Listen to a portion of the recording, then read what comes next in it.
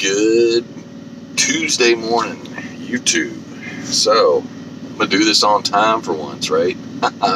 It's been a while since I got it on time. But last week's numbers for week 8 in 2020. Doing good. I just did a drop last night across the street and parked over at this truck stop down here in the middle of this huge industrial district. A great barbecue here, Dickey's Barbecue, Centerpoint Way, and Arsenal Road, and all that, down by the Home Depot and Amazon and all these warehouses they got over here. So, get you some of that barbecue. Trailer blocking my light. It's so bright out here, I gotta wear shades, right? Get that out of my face a little bit. So, numbers. What everybody's here for, right? Numbers for the week. I had $42.58.77 in total revenue with $300 in VNUs. One of them I might have been able to get. I don't know. I'll tell you in a second. So, that was on 2,319 miles for a total of $1.97 a mile. Now, I know last one I said it was like $2.02 a mile, and that was including the partial Monday. It wasn't really a rollover because I picked it up Monday evening and drove for 2 hours into the trip. I still could have done all this and ran that trip on Tuesday and not worried about picking it up Monday. But I didn't. So there was really no point. I was already down there. Anyway, so fuel was $822.94 for about 35 cents a mile. I had a $12 scale, and $172.82 in tolls came out for the 4-week period of $43.20 in tolls per week. Impatient people. Which puts me at $21.72.41 for expenses, at 94 cents a mile on my expenses. But that puts me at $1.03 per mile profit for, well, I didn't write it down, but $42.58.77 minus $21.72 is $20.58.72 $16.84, $20.84 and some change, or $20.83 and some change. Just a little, I have no idea. You want to figure it out, get a calculator. I'm not, I don't have my thing open right now, my laptop, and I've been doing it on the phone because the Sheets is cross-platform, and I just did that. So, at the rate I'm on right now, we're sitting on $1.64 a mile for the whole quarter, which isn't over yet. Okay, let's do it that way. $1.64 a mile for the first 8 weeks of the year with 77 cents a mile profit. And an average of 2292.75 miles a week. And yeah, I know I said last week I'd like to get lower miles, but I don't think I'm going to be able to do it with 108,000 miles. I might.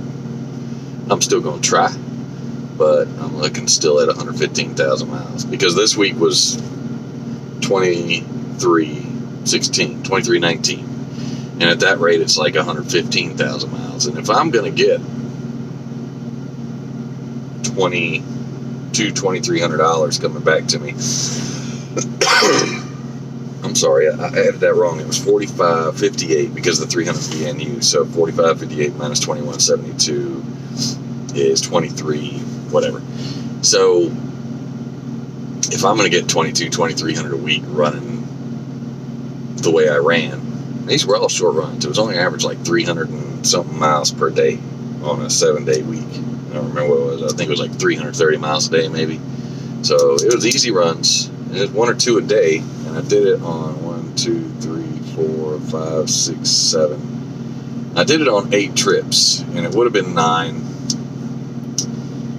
which is the frustrating part. So I'll tell you about that one. That's what happened. What had happened was I took my beer out and fell on the floor. It was so heavy. So I got there and the load wasn't ready. They were waiting on some product to get there. The product wasn't even there. So this is like, I guess it's a cross-dock facility. I'm not sure. They unload containers on one side or something and bring it over to our side. I don't know. I don't know what they were doing. When I was looking around there, I didn't see any production lines. All I saw was just straight up warehousing. So basically cross dock. I mean, it's not straight up from one door to the other, but it's unload, store it, and then load into another vehicle. So waiting on the product. Go wait over there. In the process, I watched the Swift Knight Rider episode outside. Swift backed into a night driver, and they both basically just drove off. They took each other's numbers or something. They exchanged some kind of information, and I'd show the video, but it's got the guy's truck number, and I ain't calling them out. You know, we know how these drivers are. It's company equipment, and they don't care. So the Knight Rider was a Volvo, and the Swift driver was, dude, the guy zipped by me within 6 seconds. His whole trailer was like past me. He must have been going 12 to 15 miles an hour through the parking lot, maybe more. And within 6 minutes, he had dropped his trailer around the back and come bobtailing back around the corner. And then he stopped in front of me, threw it in reverse, looked in his mirrors one time. This Knight Rider zipped out of the parking lot. This guy had zipped in the parking lot as well. So they're apparently teaching Knight and Swift to fly everywhere and run people over and whatnot. It's not exclusive to them too, I know. Every one of these new guys. Stomp on that gas pedal. It'll get you there quicker. No, it won't. It ain't gonna get you there any quicker because these trucks are slow and go on there. Anyway, so he backed into him. He looked at his mirror once, and then the Knight Rider came flying up. He had already parked, went inside. This Swift driver was dropping his trailer, and then go inside and get his paperwork. So he stops. Knight Rider comes zooming, starts to zoom out of the parking lot, and stops where he's gonna get nailed if the Swift driver keeps moving, and blows his city horn. Doesn't blow his air horn. And any of y'all been in these trucks, if you're a certain distance away, you can't hardly hear anybody's horns. It's not easy. These trucks are fairly soundproof, especially if you got some music or something going. You ain't gonna hear jack. Not a city horn. Anyway, so the guy blew his horn twice, and the old Swifty just jammed him up in the front end and busted his front headlight. And I heard it go. Oh, what a sight! What a sight! And when he pulled off, it peeled just a hair more off, but you know, it was still drivable. He just needed a headlight, I guess. I don't know. I can't wait to see the explanation on that one. He's going to say somebody hit him in a truck stop and drove off, and I hope he picks a truck stop with no cameras. Moron. So I'm sitting there waiting, and all this is going on. I had read that usually, well, I don't remember what I read about that one. In and out pretty fast. It was supposed to be ready when I got there. Another one of those. I keep running into these. So it wasn't ready. And they're waiting on the product. I waited an hour. I think it was 3 o'clock. It was supposed to be ready. I went in there at 4 o'clock. I was planning on parking an hour away at a Pilot because the drop was 2 hours away. Cheap little run. And it was going to stage me for the next location. So I went inside at 4 and spoke with him.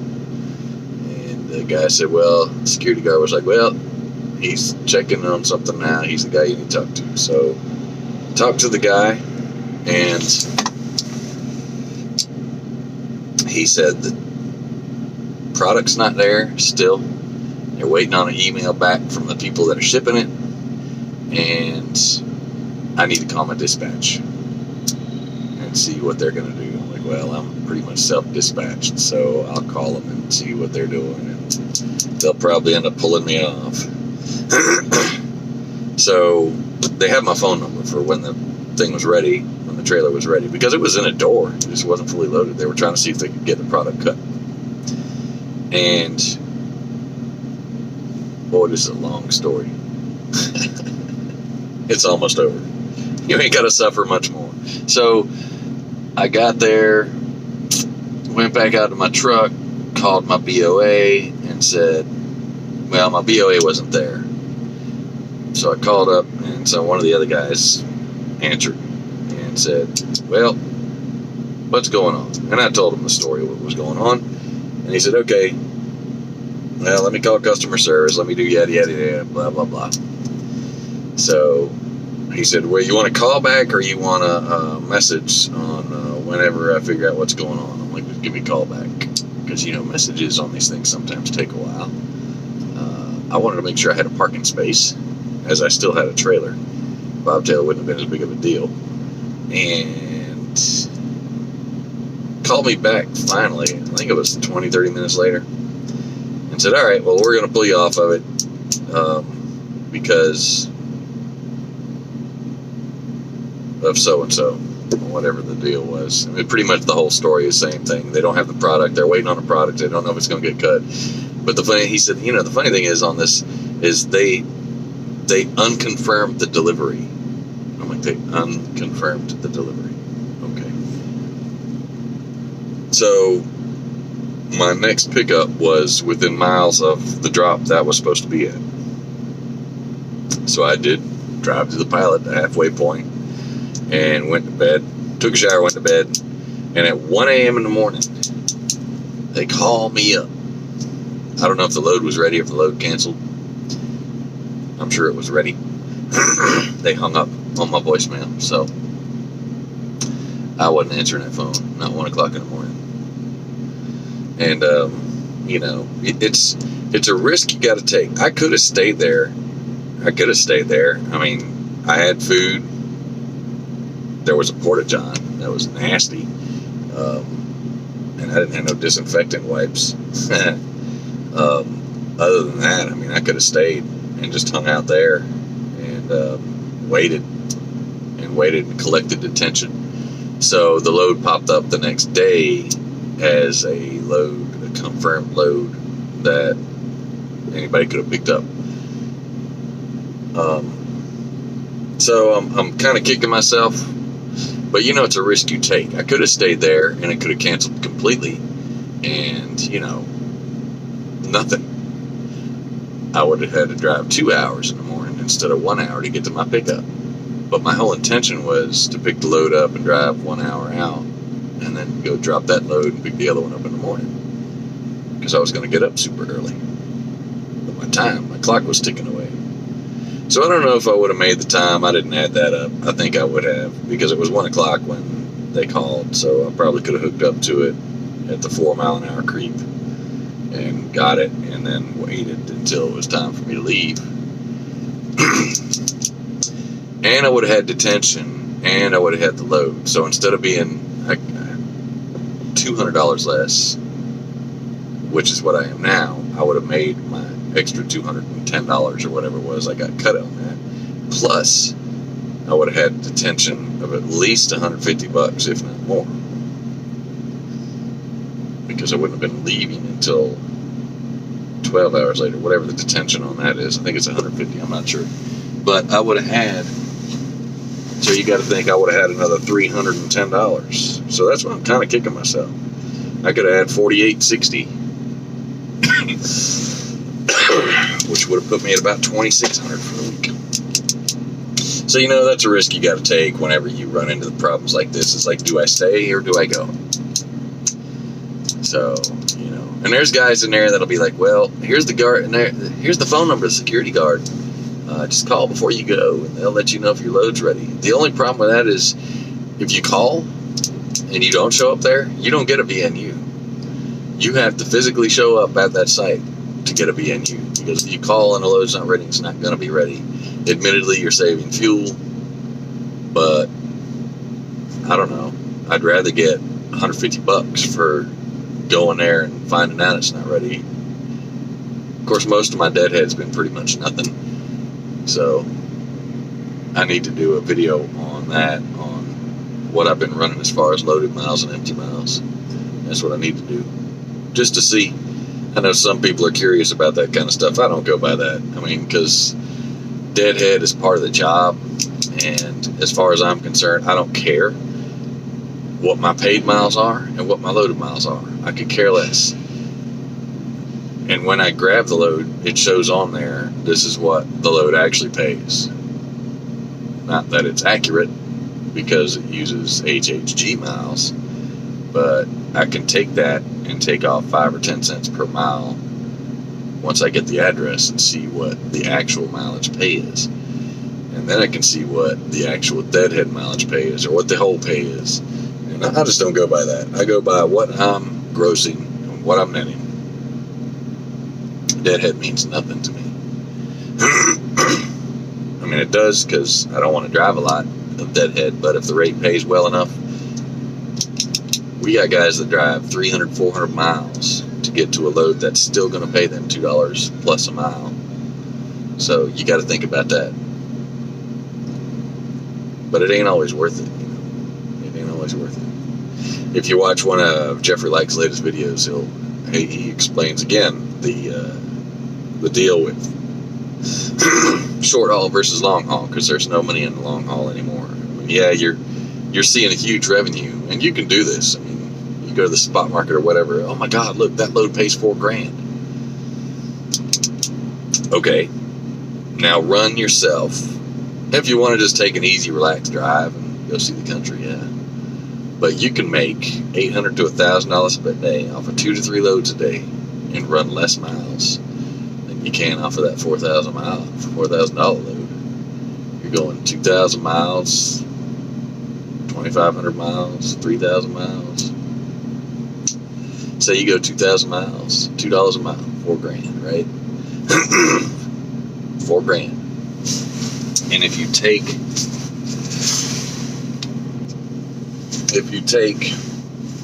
so you're getting $2 a mile to go 4,000 miles, because long haul doesn't pay as much, regardless of how you look at it.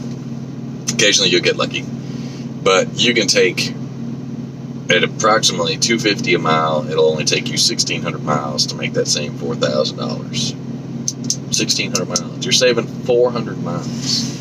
And if you're saving 400 miles over, I don't know, it's 4 days, say you're doing 600 miles. I'm not going to go through all that.